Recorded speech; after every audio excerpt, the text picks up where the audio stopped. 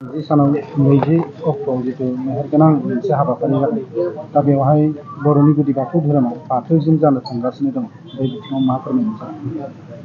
बर'नि गुदि धोरोमानो जाबाय बाथौ। बे बाथ्राखौ जोंनि बर' माहारिनि साफ्रोमबो सुबुङा फोथायो आरो बेखौ जों बयबो गनायो।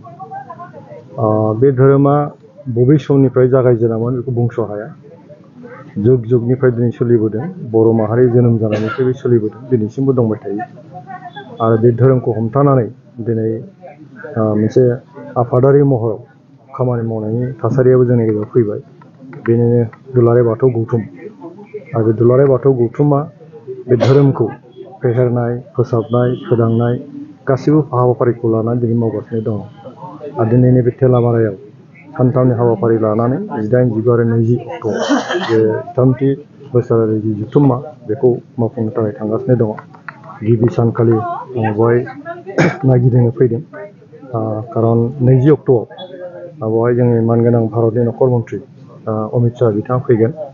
आरो ओइदिनखालि जोंनि बाथौ धोरोमारिनिफ्राय 50,000निबो बारा सुबुङा आर'ज मेथाइ खनगोन आरो बिथां अमित शाहखौ जों बरायगोन।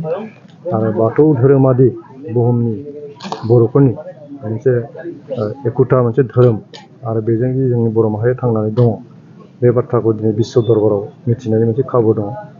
आं खोब गोजोननाय मोन्दों जे बाथौ गौथुमा बे गेदेरथार हाबाफारिनि गेजेरजों जोंनि भारतनि नखर मन्थ्रिखौ दिनै लाबोनो हाबाय आरो बिथाङा निस्सय जोंनि धोरोमनि सायाव गोबां बाथ्रा मिथिनायनि खाबुखौ मोनगोन।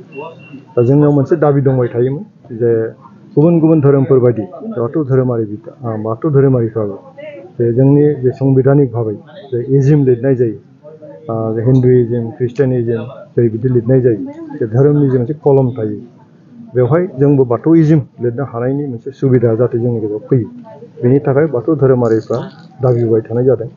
आरो बे बाथ्राखौ जोङो भारत सरकारनोबो मिथिहोनाय जाबाय। रेजिस्ट्रार जेनेरेल अफ इन्डिया बेनिबो मिथिहोनाय जादों। आरो बेनि दाबिया दंबाय थायो।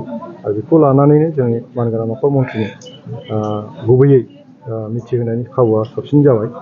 आं मिजिंथिदों फैबाय थानाय समाव निस्सय बाथौ धोरोमारिफ्राबो बाथौइजिम लिरनायनि जे खाबु बेखौ हयथ' जों मोनगोन जों आसा थिदों। बेवहाय गोबां हयथ' फर्मेलिटिसफोर थागोन, बेनि सायाव हयथ' सावरायगोन, हयथ' रिसार्च खालामगोन आरो बिनि क्राइटेरियाफोरनि सायाव हयथ' डिसकास जागोन। आं मिजिंथिदों जे उनावहाय बे हाबाफारिया निस्सय जाफुंगोन आरो दिनैनि थारिखआव बे सानथामनि जे हाबाफारि बे गौथुमनि बेयो मोजाङै मोजां जाफुंथों। आफा बोराइ बाथौनि खाथियाव आं आर'ज गाबो।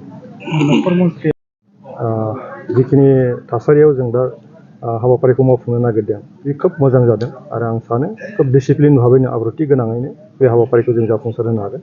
खारन ओनसोलनि रायजो राजा, बाथौ धोरोमारिफोर, बेनि अनगायैबो गुबुन गुबुन धोरोमारिफ्राबो बे हाबाफारिखौ जाफुंनायाव बयबो मदद होदों। गतिके इसोरा जोंखौ मदद होगोन, आफा बोराइ बाथौआ जोंखौ मदद होगोन आरो बे हाबाफारिया मोजाङैनो मोजां जाफुंलांगोन होनना आं फोथायो।